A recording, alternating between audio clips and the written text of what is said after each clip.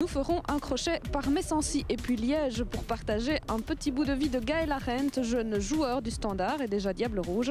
En National Division 2, Virton recevait la visite de Gaël, relégué sur papier en Division 3, mais qui joue les premiers rôles en championnat. En première provinciale, le leader arlonnais se déplaçait à Jamoigne samedi soir. Jamoigne qui tentera de faire trébucher la GIA dont les faux pas sont rares en ce moment. En troisième provinciale, le Sérieux par contre, si Manhay trébuche, Petit en passe devant. En salle Division 3 nationale série D, Tavigny recevait Couvin vendredi soir. En jeu, la deuxième place derrière les intouchables Auvelésiens. Enfin le basket avec le BCC à Neuchâteau. Dimanche, Tamise affrontait les Chestrolais dans leur salle fétiche.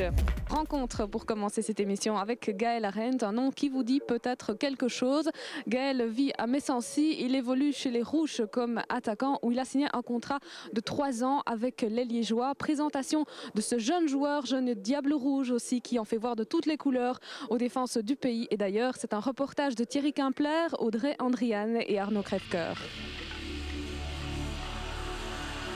C'est samedi matin, très tôt, rue du Centre à Attu, que nous avons rejoint avec notre équipe l'un de nos jeunes prodiges du football luxembourgeois, Gaël Arendt. Notre caméra le surprenait au saut du lit dans l'un de ces trop rares moments passés au sein de sa famille. C'est l'occasion aussi pour nous de vous faire découvrir une autre facette de cette vie de jeune sportif de haut niveau, à peine 16 ans et déjà les 2 pieds dans le monde du football professionnel.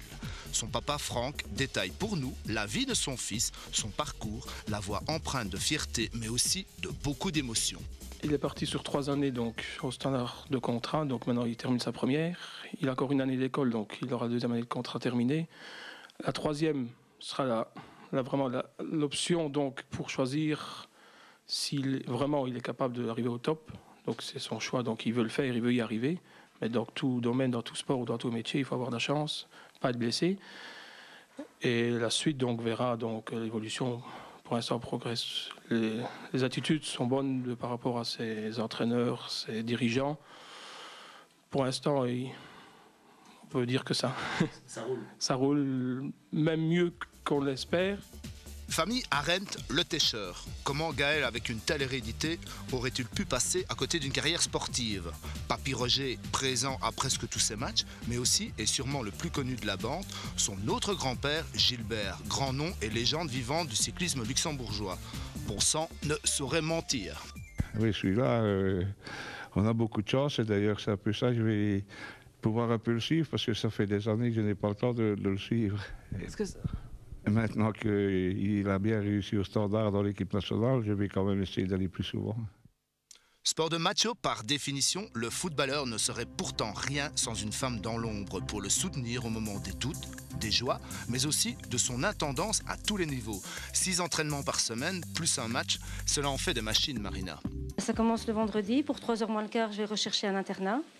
Puis pour 4h30, on est rentré. Et puis c'est la course contre la montre. Il faut défaire les bagages, faire la lessive, préparer le sac pour le lendemain, faire à souper le vendredi, préparer pour le samedi soir et puis pour le dimanche. La famille bien présente, son premier supporter et attaché de presse, son petit frère Wambi à ses côtés, Gaël peut se retourner à tout moment à l'aube d'une carrière prometteuse. Présent sur plusieurs fronts, double casquette de capitaine en moins de 17 ans pour son club, en équipe nationale, mais aussi renfort régulier en moins de 19 ans. Gaël va au bout de ses rêves, à la hauteur de ses ambitions. Il nous parle de ses souvenirs, mais surtout de ses futurs défis. Gaël, des pieds en or, avec du plomb là où il faut. J'ai un souvenir de Diabletin quand j'avais 5 ans et demi contre le Lorrain. Quand on a été joué là-haut, qu'on avait gagné 10-0, j'avais marqué les 10 buts. Et c'était ton premier match? C'était mon premier ou deuxième match. Et alors on t'avait fait rentrer comme ça? Tu étais réserve ou tu étais titulaire? J'étais titulaire, ouais. Ah oui, et alors tu marques les 10 premiers goals et puis là c'est le début d'une carrière alors? Bah, début d'une carrière, non, on va essayer d'y arriver, mais le chemin est encore long. Et quelques lessives plus tard, à un repas de sportifs préparé par maman, il est déjà temps, le sac en bandoulière, de rejoindre ses bases liégeoises. Ses coéquipiers et amis l'attendent dans un vestiaire qui transpire déjà la concentration sous les consignes de leur directeur sportif, Christophe Dessy, l'homme orchestre de ce centre de formation rouge et blanc. Quand j'étais à l'AS Nancy-Lorraine, je souhaitais déjà qu'il vienne nous rejoindre et par, je veux dire,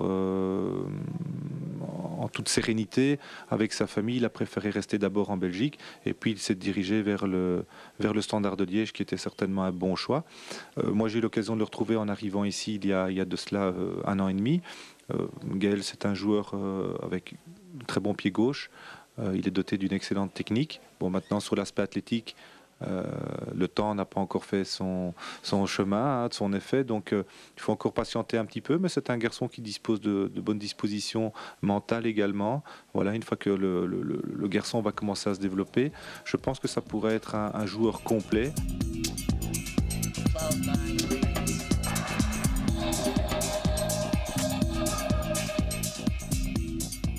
Quoi qu'il en soit, et comme dirait si bien Gaël, le chemin est encore long. Toutes les cartes à tout sont pourtant sur la table pour que ce jeune espoir luxembourgeois nous fasse très vite vibrer de ses exploits sur nos vertes pelouses de Division 1 nationale. C'est donc toute voile déployée que le Messencéen se dirige vers une carrière pro plus que prometteuse.